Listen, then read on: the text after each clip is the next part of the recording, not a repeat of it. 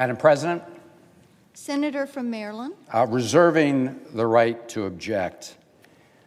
And I listened carefully to the statements made by the senator from Missouri about the aggressive and unacceptable conduct of the government of China toward Hong Kong. And he's absolutely right, I believe, that it's important that the United States Senate, in fact, that the United States government take action strongly expressing our disapproval, but also take action to actually show the government of China that there would be a price to pay if they continue down that path of aggression and try to snuff out the freedoms of the people of Hong Kong, which is why immediately after the government of China announced its intentions to move in that direction, we introduced a bipartisan bill. Senator Toomey introduced the bill. I'm proud to join him as a co-sponsor. We have other Democratic and Republican co-sponsors of the bill. Pleased to see the senator from North Dakota on the floor. He's a co-sponsor of that bill. It's called the Hong Kong Autonomy Act. And in addition to expressing the sentiments that the senator from Missouri lays out in his Senate resolution, it proposes that we take action as a government of the United States. And while we've heard statements from Secretary Pompeo, the reality is that this administration has not exercised any of its existing sanctions authority that it could take to express our strong disapproval of the actions the government of China is proposing to take with respect to Hong Kong, which is why we introduced a bipartisan bill, again, outlining all the transgressions that the senator from Missouri talked about, but actually doing something about them by requiring that the administration impose sanctions on individuals in the government of China who are undermining the rights of people in Hong Kong, in requiring them to impose sanctions on Chinese government entities that are depriving the people of Hong Kong of the freedoms the senator talked about. And it goes beyond that. It says that any bank that's aiding and abetting the government of China in snuffing out the rights of the people of Hong Kong can be subject to sanctions. Now, I know the senator from Missouri knows the government of China well enough to understand that the Senate passing a resolution and leaving it at that is not going to change their conduct. I think the senator is enough of a student of the Chinese Communist government to recognize that. And so that's exactly why we introduced this bipartisan legislation. Because if we want to have any chance of influencing the conduct of the government of China, we have to make it clear there will be a price to pay. There's no price to be paid in the Senate passing a resolution. It's a nice statement. I support the statement. But I'm also a little tired of this body passing a lot of resolutions, sometimes thinking we've actually done something when we haven't changed a thing. So that's why I'm here on the Senate floor, to ask my colleagues to support what is a bipartisan bill that actually has some teeth in it.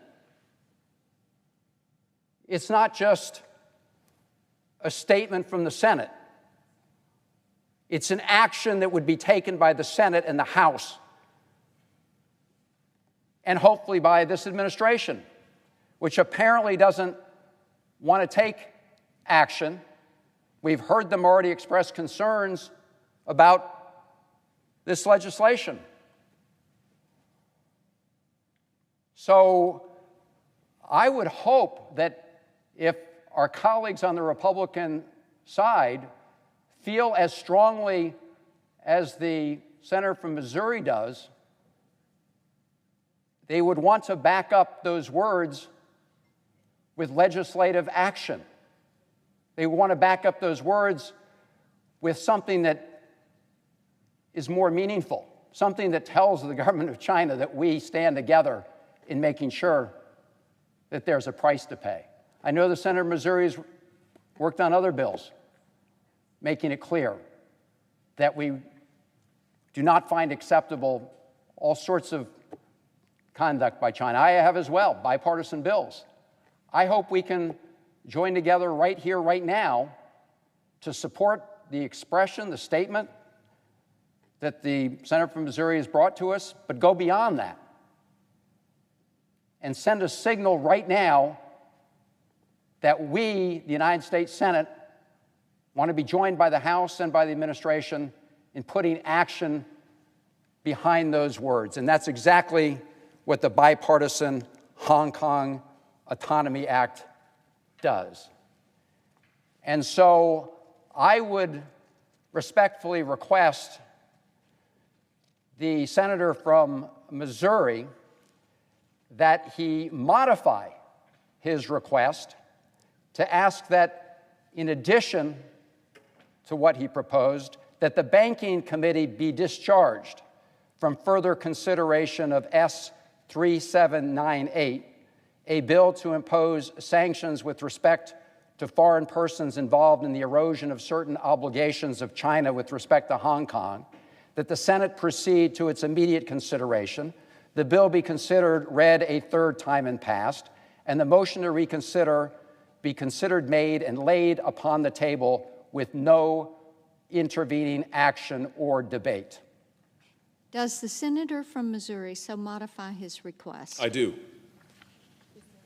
Is there objection to the request as modified? Madam President. Senator from North Dakota. Madam President, reserving the right to object.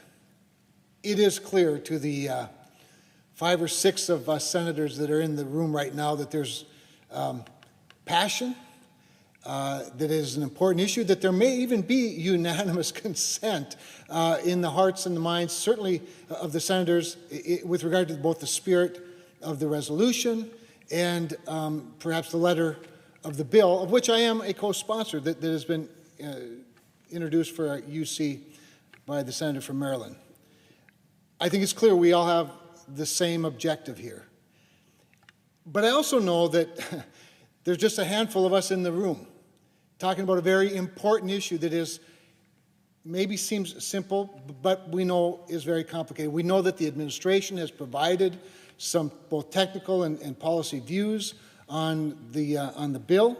And I think with such an important issue that so many of us care so deeply about, it deserves a little more discussion and debate than to just come to the floor with a UC. So I'm committed as a member of the Banking Committee and a co-sponsor to working with both committees and with the chairs of both committees of jurisdiction over the resolution and the bill to make sure we get it right as opposed to this UC. So I want to work hard.